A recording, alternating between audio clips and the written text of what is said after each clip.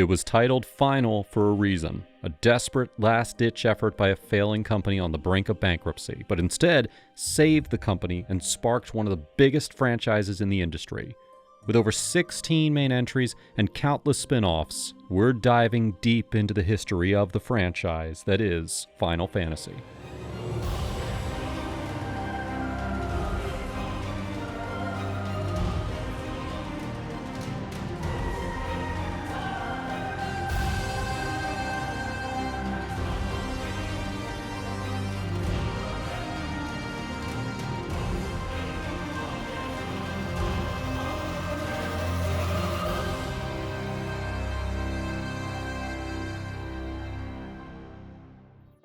Before the franchise became a global icon synonymous with the role-playing genre, its creator, Hironobu Sakaguchi, and the company he worked for, Squaresoft, were facing a dire reality in the mid-1980s.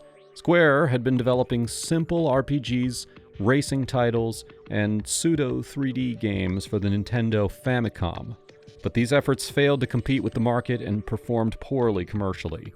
The team grew pessimistic as the company faced bankruptcy. Sakaguchi, feeling the weight of these failures, began developing a new RPG as a personal final project to leave a legacy. He decided that if this game sold poorly, he would quit the industry entirely and return to university. This desperation birthed the name of the project. While Sakaguchi originally wanted a title that could be shortened to FF in the Roman alphabet and Fufu in Japanese, the original working title was Fighting Fantasy. However, to avoid trademark conflicts with an existing gamebook series, and to reflect his emotional state regarding his career and the company's financial crisis, the name was changed to Final Fantasy.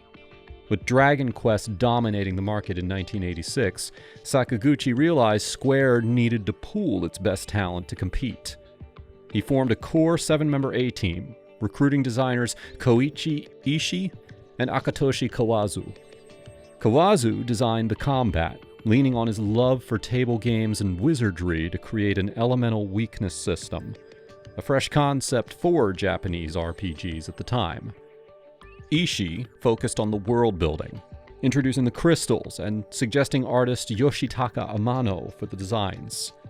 Although Sakaguchi was initially unfamiliar with Amano, a few sketches on a magazine clipping were enough to convince him. It was a pivotal choice that gave Final Fantasy its distinct visual identity. Released in 1987 on the Nintendo Entertainment System, the first game followed 4 youths known as the Warriors of Light. Each carried one of the world's 4 elemental crystals, which had been darkened by 4 elemental fiends. The game offered a choice of 6 classics: Fighter, Thief, Black Belt, Red Mage, White Mage, and Black Mage. The gameplay involved navigating an overworld map, dungeons, and towns, with random battle encounters occurring on the field. Combat was menu-based and turn-based, a format that would define the series for years. Unlike previous games that used a first-person perspective, this title showed the player's characters on the right side of the screen and the enemies on the left. The player was locked into their chosen party of 4 for the duration of the game. Character growth was determined by experience points, with levels ranging from 1 to 50. The game also featured a class upgrade system where sprite portraits matured, although the original characters were more popular among fans. The original Famicom version shipped 520,000 copies in Japan, making almost $20 million, effectively pulling Square out of its financial crisis. Following this success, the team was relieved. The series entered a period of rapid iteration and refinement in the next few installments. Just 1 year later, in 1988, Final Fantasy II experimented with a unique progression system where character stats increase based on actions taken in battle, rather than traditional levels, while also introducing the franchise's mascot, the Chocobo. Final Fantasy III debuted the job system, allowing players to switch character classes like Soldier or Thief on the fly. The jump to the 16-bit Super Nintendo with Final Fantasy IV brought the revolutionary Active Time Battle, or ATB, system, which added real-time urgency to combat, alongside a dramatic, character-driven narrative centered on the Dark Knight, Cecil. Final Fantasy V further perfected the job system with equitable abilities and introduced the fan-favorite dimensional traveler, Gilgamesh. These entries were massive hits, solidifying the brand's reputation and serving as the perfect introduction for a whole generation of gamers just discovering the magic of role-playing games. Yet, they were just setting the stage for what many consider the absolute peak of the genre. The final 2D entry in the main series, Final Fantasy VI, released in 1994, is often cited as one of the greatest RPGs of all time. It featured an ensemble cast of over a dozen playable characters fighting against the Gestalian Empire and the maniacal general Kefka Palazzo. The game abandoned the crystal theme of previous titles in favor of a plot centered on espers and magitech technology. The legacy of this title is so immense that it has spawned ultra-premium collectibles that serve as a testament to the game's enduring popularity. Square Enix collaborated with Prime 1 Studio to produce a 1/6 scale statue of the protagonist Tara Branford riding Magitech armor. This massive piece is incredibly detailed, weighs nearly 80 pounds, and commands a price of roughly $12,000, making it the ultimate flex for a dedicated collector. As the series prepared to transition to the next generation of consoles, Square began experimenting with 3D technology. A tech demo produced in 1995 used characters from the sixth game to showcase the potential of 3D graphics on silicone graphics workstations. This experimentation led to the development of Final Fantasy VII. Originally planned as a 2D game for the Super Nintendo, development was moved to the PlayStation due to the limitations of Nintendo's hardware. The developers realized that the Nintendo 64's cartridges lacked the storage capacity required for the game's ambitious use of full motion video and pre-rendered backgrounds. The CD-ROM format of the PlayStation offered the necessary space, allowing the team to create a game with a budget of approximately $40 million, a massive sum for the time. Final Fantasy VII, released in 1997, marked a revolutionary shift for the franchise. It featured 3D character models superimposed over 2D pre-rendered backgrounds, a visual style that allowed for a cinematic presentation that was previously impossible.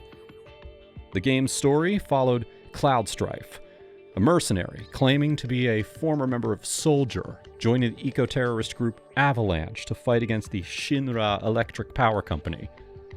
The impact of the game on the gaming community was profound, largely due to the sheer scale of the adventure. For the first time in the series, players navigated a fully 3D world map that felt boundless. Fans and critics alike praised this sense of freedom, which was enriched by a wealth of side content, ranging from breeding chocobos to battling in the Gold Saucer Arena. The narrative of Final Fantasy VII dealt with themes of environmentalism, identity, and loss. Most notably, in the death of a major character, Aerith Gainsborough. This event was designed to be sudden and shocking, and it delivered. The game also introduced the Materia system, which allowed players to customize characters' abilities and magic by equipping orbs found throughout the world. The game's success was monumental, selling over 2 million copies in Japan within 3 days of its release, and significantly boosting the popularity of the PlayStation console. It popularized the Japanese RPG genre in Western markets, where it had previously been of a niche interest. Following the success of Final Fantasy VII, Square continued pushing visual boundaries with Final Fantasy VIII, released in 1999. This title abandoned the super deformed character models of its predecessor in favor of realistically proportioned characters.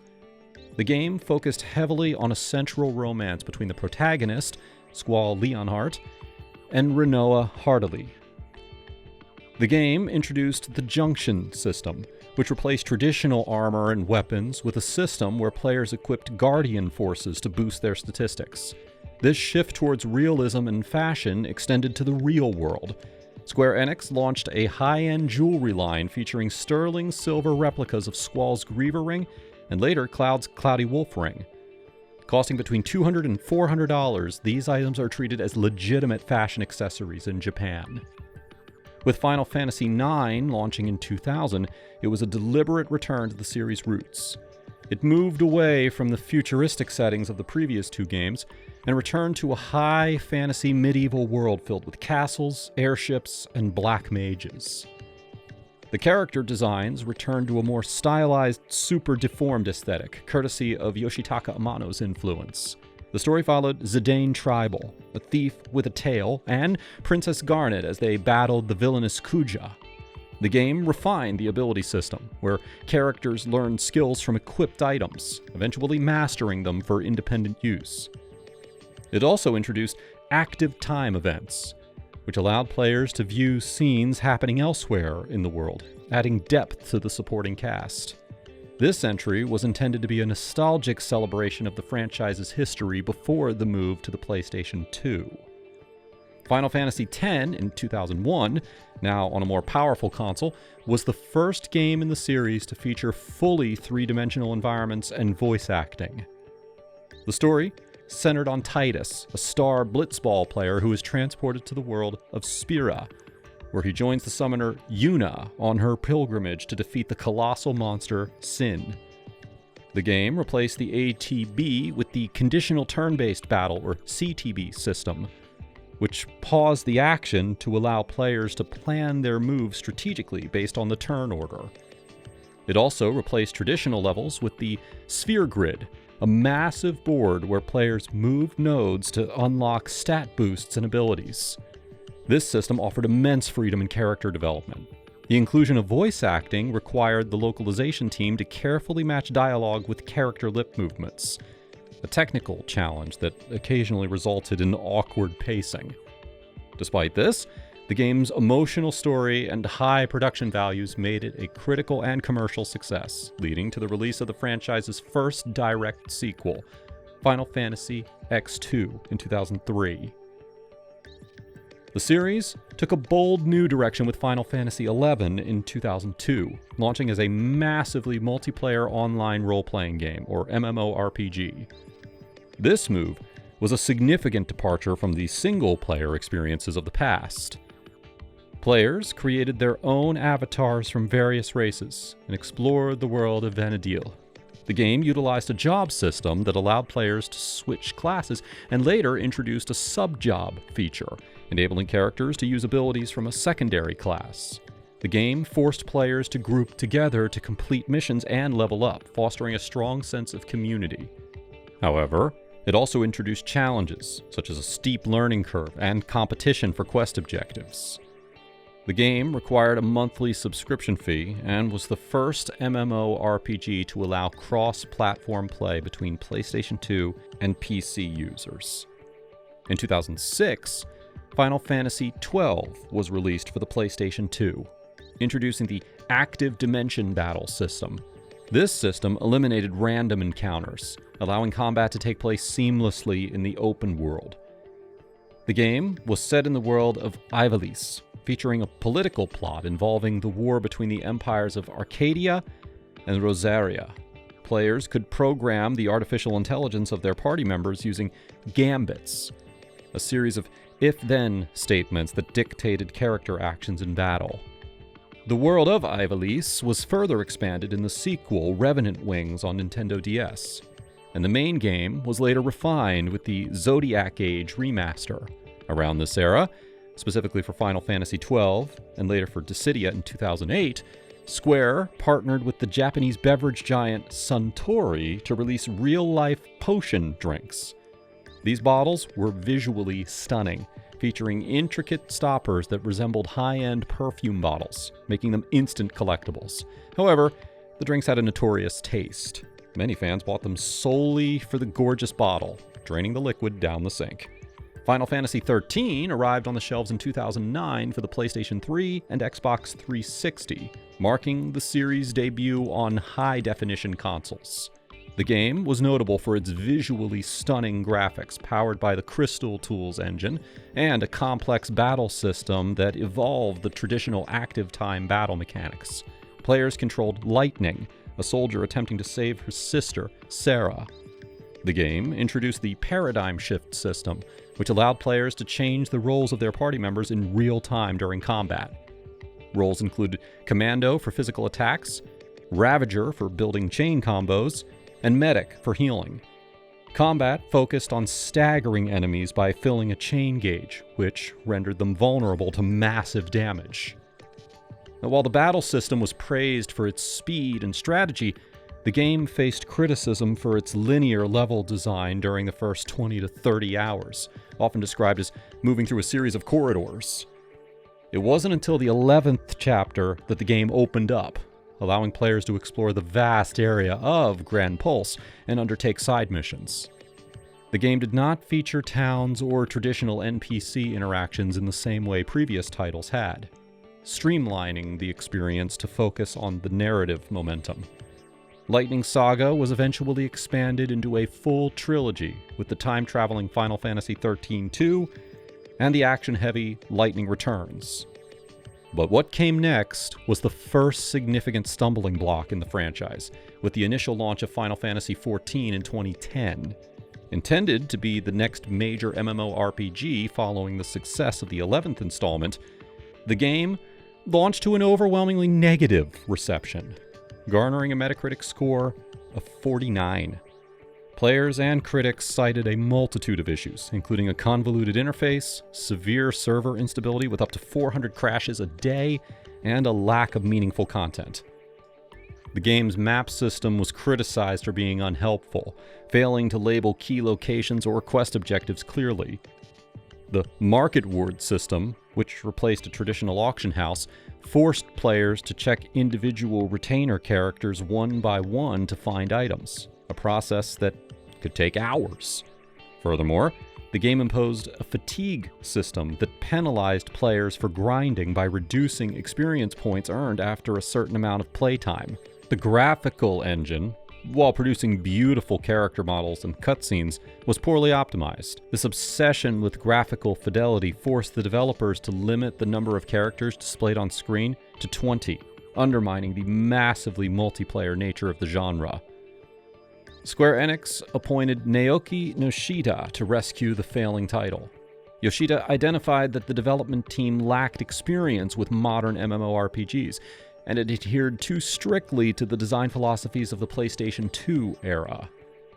He decided to rebuild the game from the ground up, while simultaneously updating the original version to regain player trust. Yoshida made approximately 400 core design decisions to expedite development and prioritize standard MMO features that players expected, such as a robust duty finder and diverse quest lines.